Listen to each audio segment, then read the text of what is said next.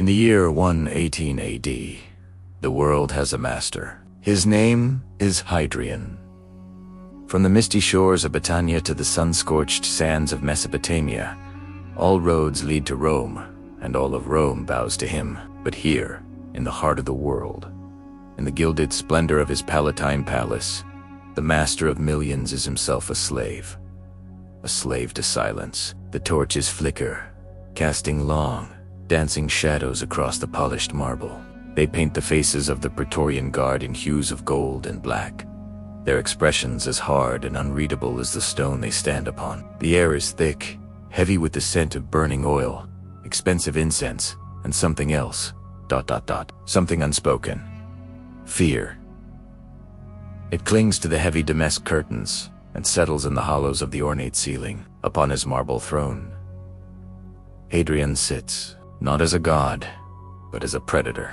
His fingers, adorned with a single signet ring, trace the carved lions on the armrest. His gaze is not directed at any one person, but sweeps across the assembled senators, courtiers, and petitioners.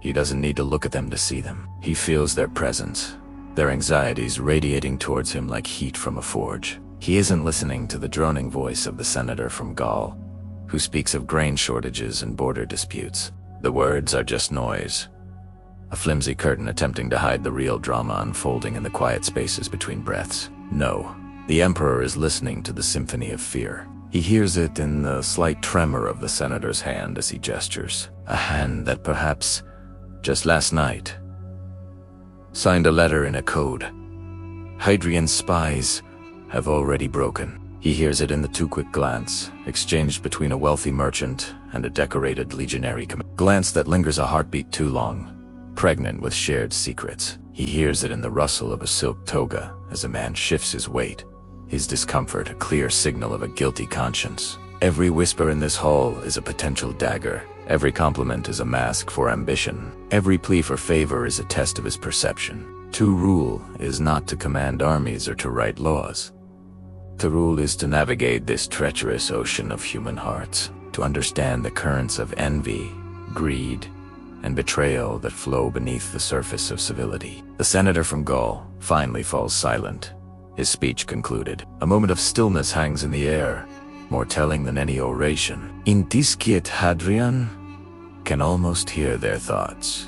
Did he believe me? Does he know about the meeting by the Tiber? Is today the day my luck runs out? They see an emperor on a throne. He sees a collection of fragile vessels, each filled to the brim with secrets they pray will never spill. He leans forward slightly, the movement almost imperceptible, yet it sends a ripple of tension through the room. The silence deepens. A bead of sweat traces a path down the temple of a young magistrate standing near the back. The emperor sees it. He notes the man's family, his recent acquisitions, his known associates. The data points connect in his mind, forming a web of possibilities. Is this man merely nervous in the presence of power? Or is his fear rooted in something more concrete? This is the true battlefield. Not the German forests or the Parthian plains, but this golden, suffocating room. His spies are his eyes and ears, but his mind is his ultimate weapon. It is a finely tuned instrument, honed by years of political survival. Capable of detecting the faintest discord in the harmony of the court, he must discern the loyal from the treacherous, the competent from the corrupt, the honest petitioner from the cunning conspirator. A young woman is presented next, a petitioner from Alexandria. She speaks of a dispute over her family's shipping business. Her voice is clear, steady. Her eyes meet his without flinching. Hadrian listens, but again, he is searching for something beyond her words. He observes the cut of her stola, the modest yet proud way she holds herself. There is no tremor in her voice, no furtive glances. She presents her case with logic and passion. Her fear, if any, exists as the natural awe of a citizen before her emperor, not the terror of a conspirator before her judge. He sees the truth in her, a small island of sincerity in a sea of deceit. It is a rare and valuable commodity. He studies the documents her aide presents. The details are sound. The injustice is plain. While he considers her plea, his peripheral vision catches the subtle sneer on the face of a rival merchant, a man known for his ruthlessness and his connections to a certain ambitious senator. Another piece of the puzzle clicks into place. Granting this woman's petition is not just an act of justice, it is a strategic move, a subtle check against the power of another. He delivers his judgment. The petition is granted. The prefect of Egypt will see it done. His voice is calm, measured, but it resonates with absolute authority. A collective, silent exhale sweeps the room. The young woman bows, her relief palpable and genuine. The rival merchant's face becomes a mask of stone, but the emperor has already seen the flash of anger in his eyes and filed it away.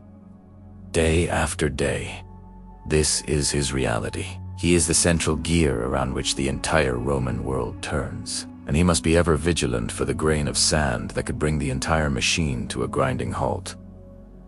The weight of it is immense. To trust no one, to suspect everyone. To know that the man who shares wine with you in the evening might be plotting your demise by morning. As the sun begins to set, casting long, bloody orange rays through the high windows, the petitioners and courtiers are dismissed. The hall slowly empties, the symphony of fear receding, leaving behind a profound and unnerving quiet. The torches still burn, the shadows still dance, but now they seem more menacing, holding the ghosts of the day's anxieties. Hadrian does not move from his throne. He remains, cloaked in the growing darkness, the ruler of the known world, alone in his golden cage. The slow, circular pan of our view, moving behind his throne, shows us not the face of a triumphant emperor, but the solitary silhouette of a man who has mastered the world but can never truly rest. He listens now, not to whispers, but to the silence itself. And in that silence, in the gilded heart of Rome, he hears the steady, rhythmic beat of his own cautious heart, the one secret he must guard above all others. Thank you for joining us on this journey back to the heart of Roman power and paranoia. If you enjoy exploring the intricate depths of history, don't forget to like this video, subscribe to our channel, and hit the notification bell so you never miss another story from the past. We'll see you next time.